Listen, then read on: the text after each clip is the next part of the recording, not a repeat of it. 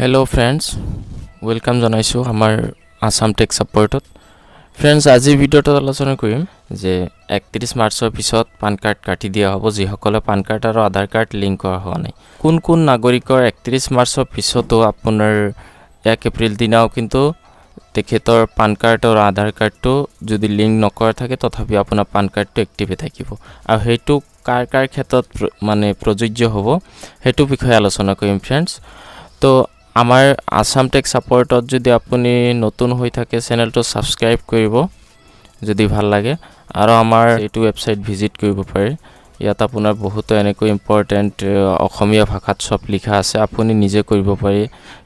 কেনেকৈ আপুনি আধাৰ PAN linking ষ্টেটাস check কৰিব, কেনেকৈ আপুনি ভোটাৰ আইডি কাৰ্ড অনলাইনত ডাউনলোড কৰিব, কেনেকৈ আপুনি পিএফ উইথড্ৰল কৰিব, কেনেকৈ আপুনি আপোনাৰ পাসপোৰ্ট আৰু ভ্যাকসিন সাৰ্টিফিকেট লিংক কৰিব আৰু আপুনি কেনেকৈ অনলাইনত ক্যাৰেক্টাৰ সাৰ্টিফিকেট বনাব, এনেকুৱা বহুতো ইম্পৰ্টেন্ট পোষ্ট অসমীয়া ভাষাত লিখা আছে।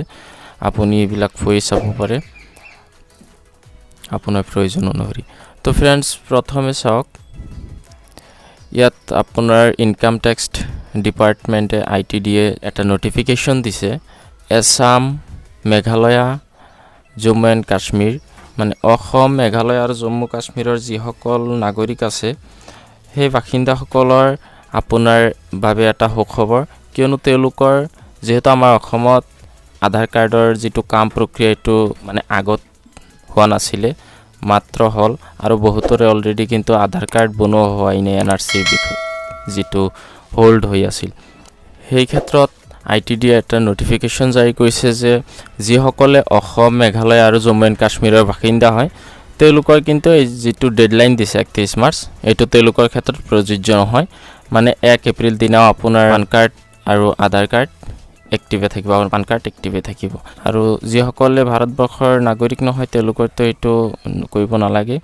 দেন আৰু এটা আছে আপোনাৰ যিসকলৰ যোৱা বছৰ মানে 2022 বৰ্ষত আপোনাৰ দেউতাক অথবা আপোনাৰ মাকৰ যদি যোৱা বছৰ 80 বছৰ পুৰা হৈ গৈছে বা তাতকৈ বেছি হৈছে, হেনে ক্ষেত্ৰত আপোনাৰ তেওঁৰ যিটো পান কাৰ্ড আৰু আধাৰ কাৰ্ড লিংক কৰাটো জৰুৰী নহয়।